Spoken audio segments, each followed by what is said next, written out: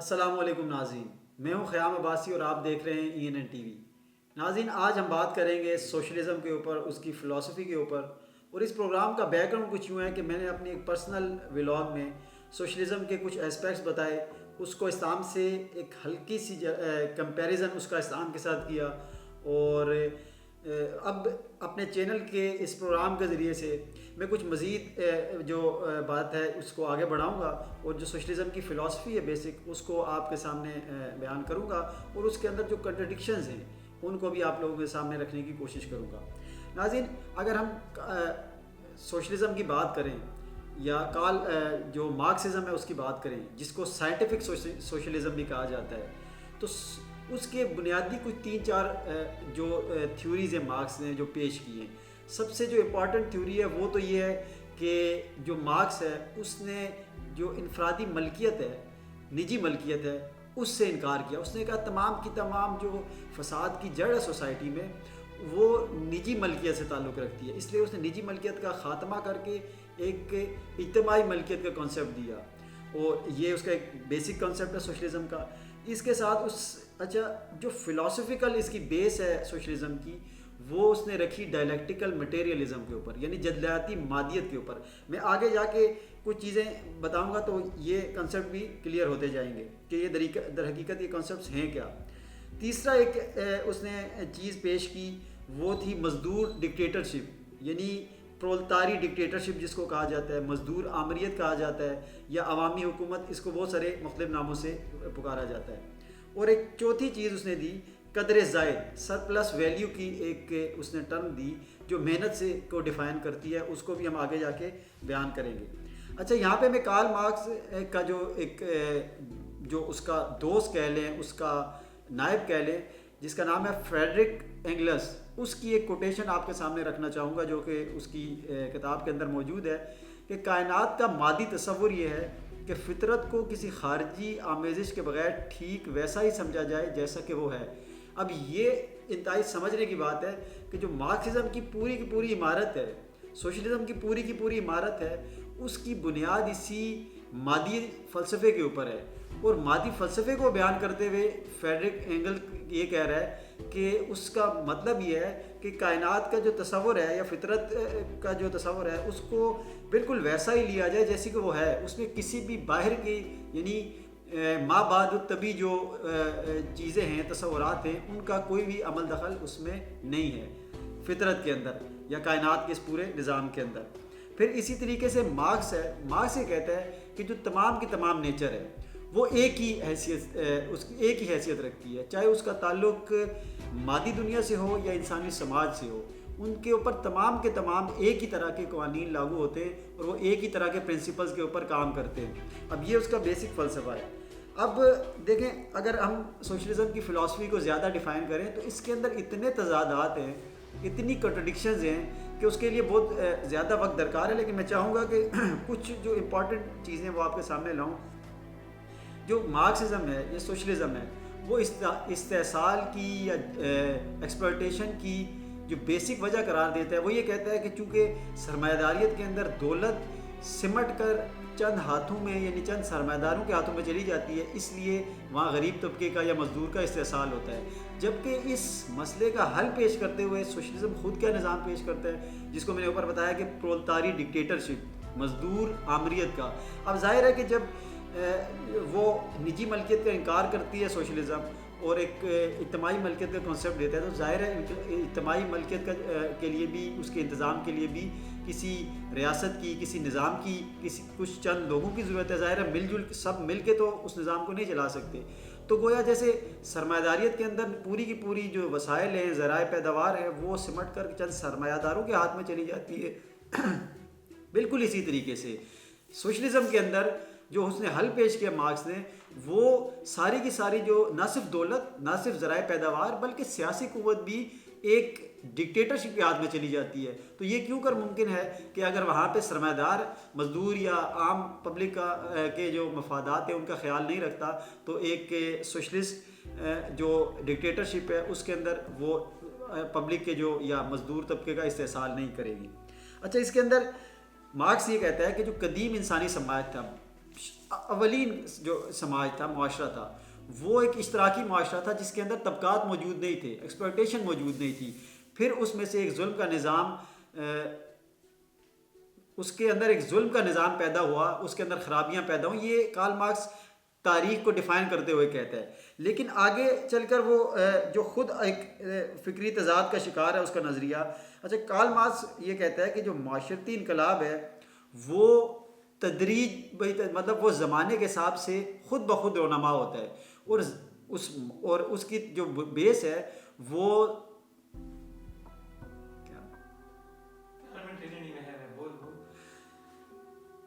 اچھا. ایک Karl Marx کا ایک اور جو فکری تضاد ہے اس کی تھیوری کے اندر وہ یہ ہے کہ کارل مارکس چونکہ یہ کہتا ہے کہ جو معاشرتی انقلاب ہے وہ ایک ناگزیر چیز ہے سوسائٹی کے اندر، یعنی وہ تدریجی مراحل میں وہ خود بخود ذرائع پیداوار کی چینجنگ سے وہ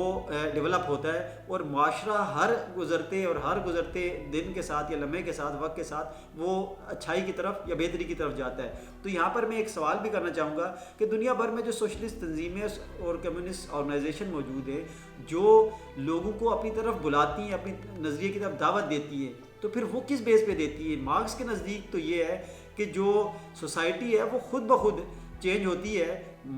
جو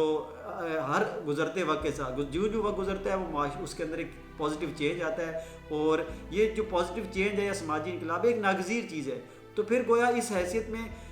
جو انسان ہے اس کا عمل دخل تو رہتا نہیں ہے، تو پھر یہ ساری جو جدوجہد ہے وہ بے معنی ہو کے رہ جاتی ہے. یہ کنٹرڈکشن ہے اس کی تھیوری کے اندر. اچھا، اس تھیوری کا جو حل پیش کرنے کے لیے وہ انگلس کی ایک توجہ پیش کی جاتی ہے. یہ جو کنٹرڈکشن ہے، یہ تضاد ہے، وہ یہ کہتا ہے کہ انسان خود بھی فطرت پر عمل کرتا ہے اور اس پر اثر انداز ہونے کی کوشش کرتا ہے. گویا انسان اپنے ماحول کی مخلوق نہیں ہے، وہ خالق بھی ہے، یعنی کہ وہ اس کے اوپر خود بھی اثر انداز ہو سکتا ہے. لیکن اس سے ایک اور مزید تضاد یا کنٹرڈکشن پیدا ہو جاتی ہے. وہ یہ ہے کہ اگر انسان اپنے ماحول کا خالق ہے، اس کو بدلنے کی صلاحیت رکھتا ہے، اس کے اوپر اثر انداز ہونے کی صلاحیت رکھتا ہے، تو یہ کیوں کر اس چیز کی کیسے گارنٹی دی جا سکتی ہے کہ کل کو جب وہ مزدور ڈکٹیٹرشپ قائم ہو تو وہ اس کا مائنڈ مفاد پرستی کی طرف نہ جائے، اس کے اندر مفاد پرستی نہ پیدا ہو جائے، اور وہ جو پبلک ہے اس کی دولت کو لوٹنا نہ شروع کر دے. یہ کیسے ممکن ہے جب وہ اپنے ماحول کو خود ہی بنا سکتا ہے اور اس کے اوپر اثر انداز ہو سکتا ہے؟ کیونکہ مارکس کی تو بیسک فلسفہ یہ تھا کہ ماحول انسان کے جو اور ذرائع پیداوار انسان کی جو سوچ ہے اس کو ڈیولپ کرتے ہیں. لیکن انگلس کی اس توجہ سے ایک نئی کنٹرڈکشن پیدا ہو جاتی ہے. اچھا، پھر اس سے بھی آگے بڑھیے. اس سے آگے چونکہ جو فطری سائنس ہے یعنی نیچرل سائنس ہے اس کے قوانین تو سٹل ہیں، وہ جیسے آج سے ہزاروں برس پہلے تھے وہ آج بھی ایسے ہیں، بعد میں بھی ویسے رہیں گے. جیسے پانی ایک سرٹن پوزیشن پہ جا کے بھاپ میں تبدیل ہو جاتا ہے، یا ایک لو ٹیمپریچر پہ جا کے وہ منجمد ہو جاتا ہے، برف بن جاتا ہے، یعنی اس کے اندر کوئی تبدیلی واقع نہیں ہوتی. تو کارل مارکس کے نزدیک نیچر تمام کی تمام ایک ہے اور ان کے اوپر ایک ہی جیسے قوانین لاگو ہوتے ہیں. تو پھر میں ایک کوشچن یہاں پہ ریز ہوتا ہے کہ سماجی جو معاشرتی انقلاب ہے، سماجی چینجنگز ہیں،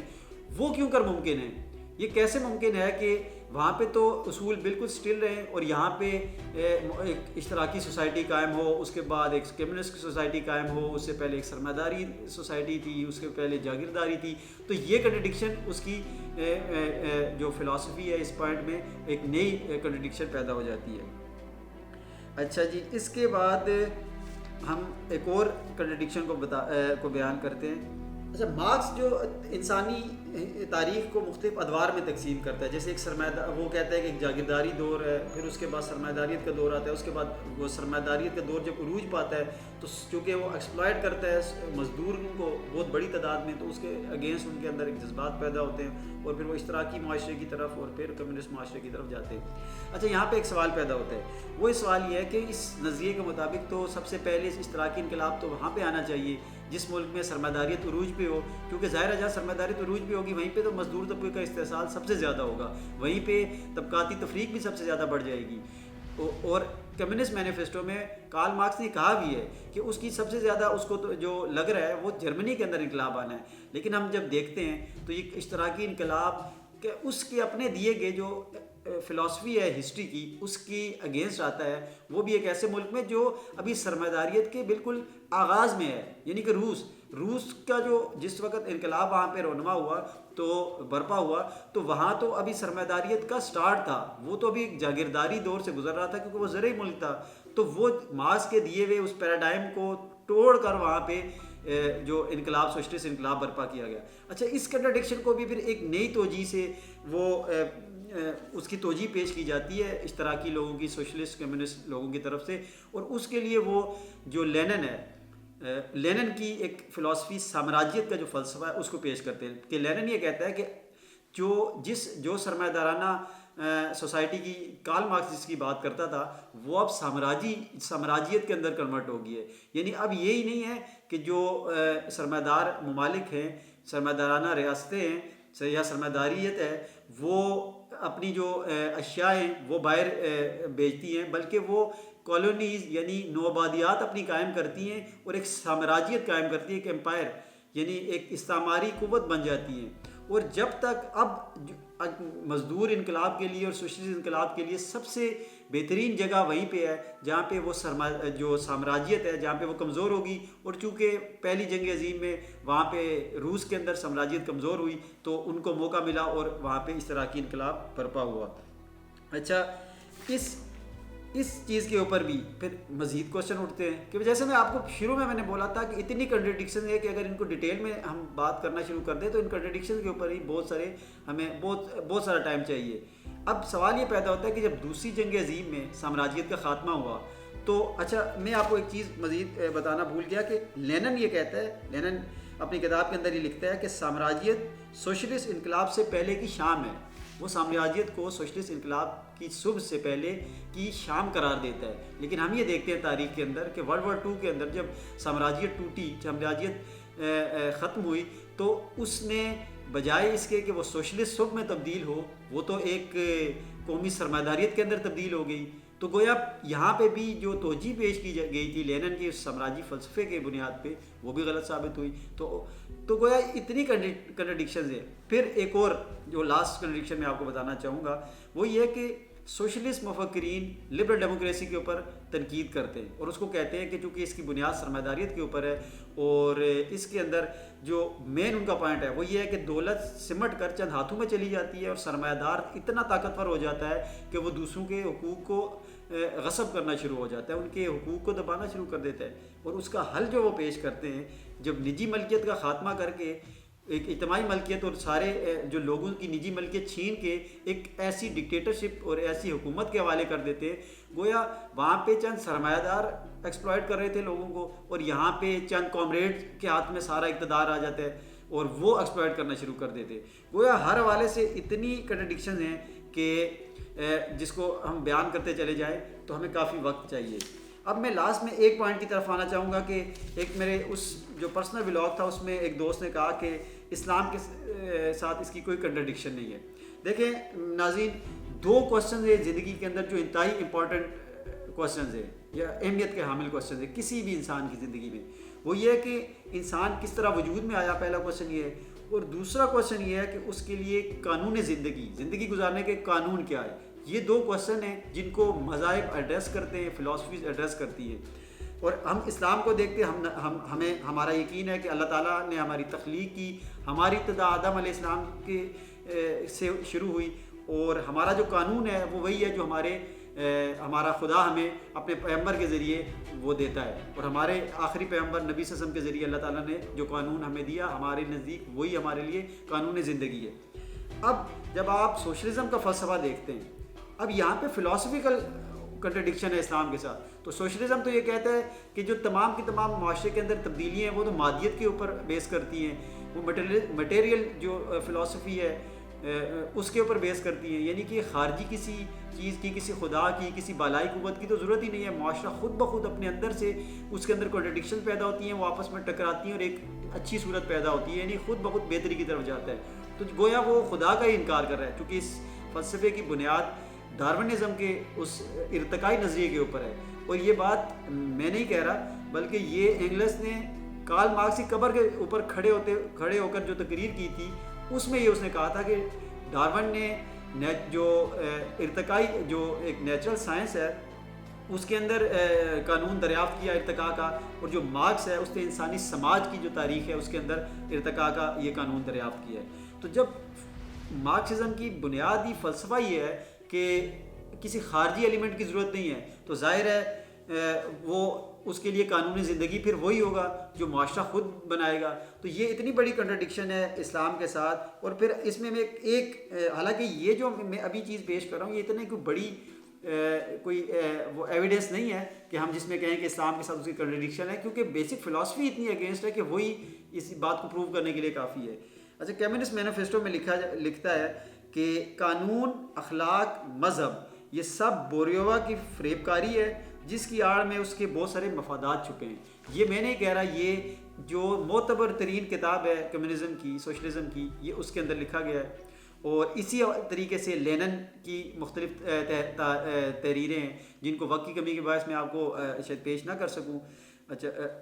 اس کے ساتھ ہی ایک دوسری حیثیت ہے، مذہب کی حیثیت کا ایک انکار ہے۔ مذہب کی حیثیت کا کس طریقے سے انکار ہے کہ مذہب بلیو یہ کرتا ہے کہ وہ ایک عالمگیر سچائی ہے، الٹیمیٹ ٹروتھ ہے، اور ایک دائمی سچائی ہے، جبکہ سوشلزم کا جو فلسفہ وہ یہ کہتا ہے کہ دائمی سچائی یا ایک ابدی سچائی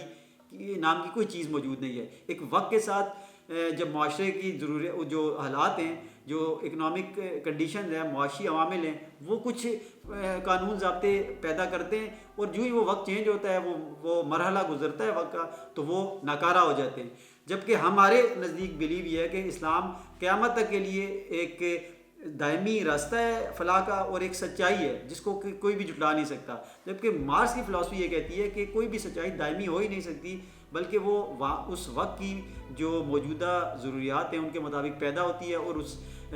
وقت کے یا اس مرحلے کے جو ہی بدلتے ہی وہ ناکارہ ہو جاتی ہے۔ تو گویا یہ ایک اور بڑی کنٹرڈکشن ہے اسلام کی بیسک فلسفی سے۔ اچھا، ایک تیسرا اختلاف جو ان کے درمیان ہے، جس طرح جو میں چاہوں گا کہ وہ آپ کے سامنے رکھوں،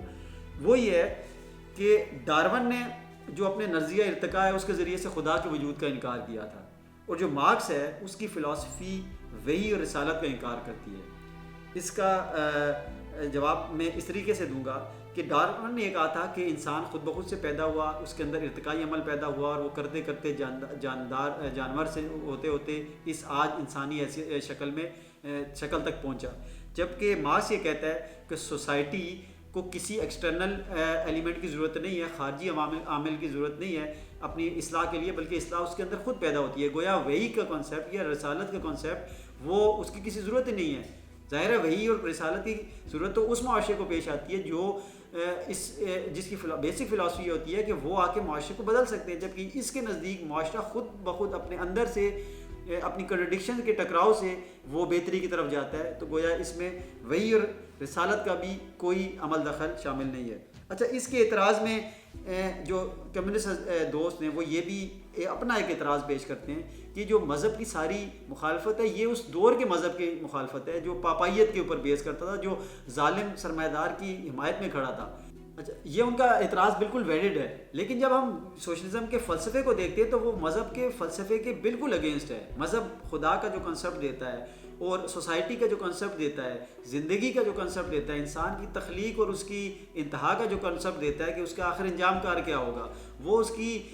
جو قانون زندگی ہے، اس کے اصول اور ضابطے ہیں، پرنسپلز ہیں، rule and regulation of the life ہے، اس کے بارے میں جو تعلیمات دیتا ہے، جو فلسفی دیتا ہے، وہ ہی اگینسٹ ہے۔ کارل مارکس کی جو فلسفی ہے وہ مذہب کے اگینسٹ ہے۔ تو گویا کسی چیز کی ضرورت محسوس نہیں ہوتی۔ میرے پاس یہاں پہ بہت ساری چیزیں تھیں، وہ آپ کو میں پریکٹیکلی بھی بتاتا کہ پریکٹیکل جو تجربہ کیا گیا سوشلزم کا، اس کے اندر کتنی سچائی ہے، اس کے اندر اور اس کی جو بیسک فلسفی میں کتنی کنٹرڈکشنز ہیں، اور جو دنیا کو باہر بتایا جاتا ہے کہ یہ ایک انسانیت کی فلاح کا راستہ ہے، اس کے اندر کتنی کنٹرڈکشن ہے۔ لیکن وقت کیونکہ بہت زیادہ ہو گیا ہے اور ہمارے پروگرام کا وقت بھی ختم ہو رہا ہے، تو انشاءاللہ یہ ساری چیزیں نیکسٹ پروگرام کے ہم اس کو بہت ڈیٹیل سے بیان کریں گے۔ یہ بیسک فلسفی کے میں چاہ رہا تھا کہ آپ کے سامنے کنٹرڈکشن کو بتاؤں کہ سوشلزم کی بیسک فلسفی ہے کیا، اس کے اندر نقائص کیا ہیں، اسلام کے ساتھ اس کی فلاسفی کیسے کنٹرڈکٹ کرتی ہے. تو ناظرین بہت شکریہ آپ کا پروگرام دیکھنے کے لیے. نیکسٹ بھی ہم اسی ٹاپک کے اوپر اس کو آگے لے کے چلیں گے اور اس کی پریکٹیکلی جو